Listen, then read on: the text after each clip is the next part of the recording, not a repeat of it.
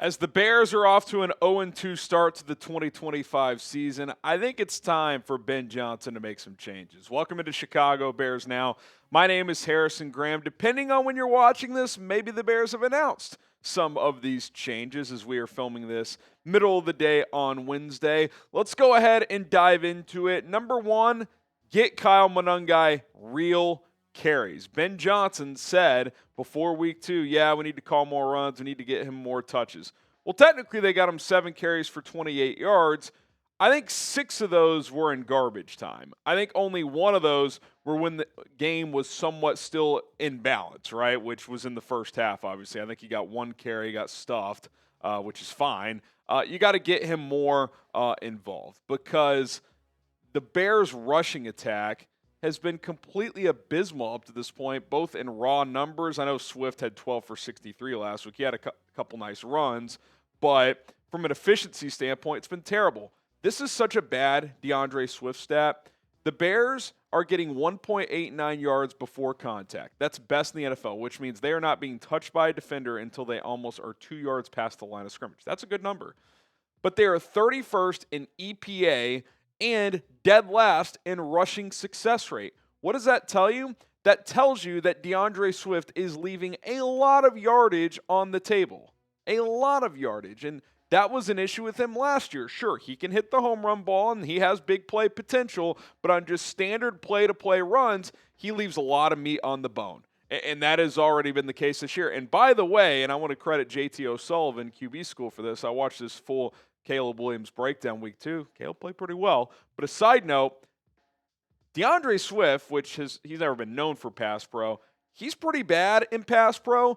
The Lions were teeing off on him. It was part of the game plan to run through him in pass pro, and he's drifting back, and just terrible technique, terrible execution. It's like, if you're not going to be good in pass pro, if you're leaving yards on the table, I'm not saying Kyle Monangai and or Roschon Johnson are world beaters. I'm saying you got to try other guys as well. Not saying Swift can't have a role, but there is no reason to not hand the ball off to your other running backs at this point in time. Should Kyle Monangai have a bigger role? I think this is an obvious yes. Type Y for yes, type in for no. Let me know what you guys think. All right, number 2. I went back and forth on this.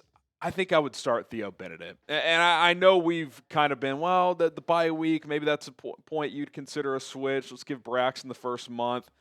He just doesn't look the same. And again, even his best wasn't great, right? Like, he's always going to struggle with guys like Aiden Hutchinson, but he struggled even more. I actually thought in the first quarter he was holding up okay, but as that game went on, Hutch was putting him in a blender, especially on one-on-one opportunities. Jones has already given up 13 pressures in 2 games. He gave up 2 sacks against Detroit.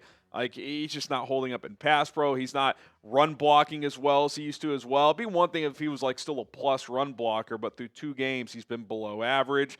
He can't hold up one-on-one in pass protection. And that is what Ben Johnson said in training camp. We want our tackles to be able to block one-on-one on an island. Say what you want about Darnell Wright. He's not a perfect player. He is much more consistent in that regard. He is a much better one-on-one pass protector, and he's been excellent in run blocking this year. Wright's just got to clean up the little mental errors. But Braxton, the strength isn't there. I'm not saying he's a terrible player or anything like that, but he's not your long-term answer at left tackle. That much is clear to me. I don't know what Theo Benedet is, but he showed good signs in camp. He did some good things in the preseason. He played the final 15 snaps against Detroit. I don't think that was by accident, and he held up pretty well. Again, small sample size. This guy is a large unknown when it comes to real regular season football, but what we've seen from Braxton Jones just is not good enough. I think it's time to try someone else. You would love that someone else to be Ozzie Trapillo, but considering he was inactive last week and has been mostly at right tackle the last month or so, I think Theo Benedet is next man up. Let's see what he can do. Let's see what he can do, and then you go from there. I told you guys in the preseason, I think at least 3 guys are going to get starts at left tackle at some point. I think it's time to go to number 2 here. All right, subscribe to the channel. We are bringing you content every single day around the Chicago Bears, so do not miss out. News, injury updates, game previews, opinions, and analysis on all things going on with this football team. So don't miss out. Hit that subscribe button. Turn on the notification bell. That way you never miss a video. Okay, please start blitzing. There's an alarming stat out there that we're going to get to here in a moment that really caught my attention. I knew the blitzing rate was low, but it's even lower than I expected. We'll talk about that from Dennis Allen here in just a sec. But first, today's show is sponsored by Mando. Fellas, you got to be smelling fresh, and Mando's going to help you do that. You can get 20% off all of their products site-wide with code CHAT at checkout. Fall is here, which means football is back. In other words, it's the best time of the year for the fellas. It's a great time to be out and about, and if you're like me, that includes being outside a lot with my son, doing stuff around the house, playing golf, patios, whatever the case may be. Don't let body odor sideline you. Mando Deodorant Plus Sweat Control is for real working guys. Mando is formulated to stop odor before it starts and doesn't mask odor with overwhelming fragrance. Mando has several awesome products, from their deodorant wipes to the spray deodorant, the stick deodorant, body wash, and much more. The best part is that Mando's products are safe from head to toe. Check this out. With one swipe, you're good to go. This isn't your typical deodorant. It's clinical strength, 2 times better at controlling sweat than the standard. It controls both sweat and odor for 72 hours. Mando Starter Pack is perfect for new customers. It comes with the solid stick deodorant, cream tube deodorant, 2 free products of your choice like the body wash and deodorant wipes, and free shipping. And a special offer for our listeners: new customers get 20% off site-wide with our exclusive code CHAT. That is code CHAT at shopmando.com. 20% off site-wide plus free shipping. That's shopmando.com. Please support our show. Tell them we sent you. Mando's got you covered. Protect your pits. Smell great doing it. Link is in the comments and description of this video. Okay, where is the pressure? And listen, I called it out all offseason. I didn't think this defensive line, especially the edge position, was going to be able to generate enough pressure bringing 4. And I was like, okay, Dennis Allen's pretty exotic, more so in his coverages, but he will be willing to blitz at least more than Matt Eberflus. Not so far. Through 2 weeks, he's blitzing 7.5% of the time.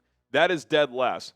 Dallas, for example, Matt Eberflus, 16-something%, low number. They're like 20th, 23rd, 24th, 25th. But that's still double more than what the Bears are doing. And listen, when you're down your top 2 corners and your second or best linebacker in TJ Edwards and your safety's not playing well, I get it. You get scared about taking chances because you're going to get burned. Well, you're getting burned now.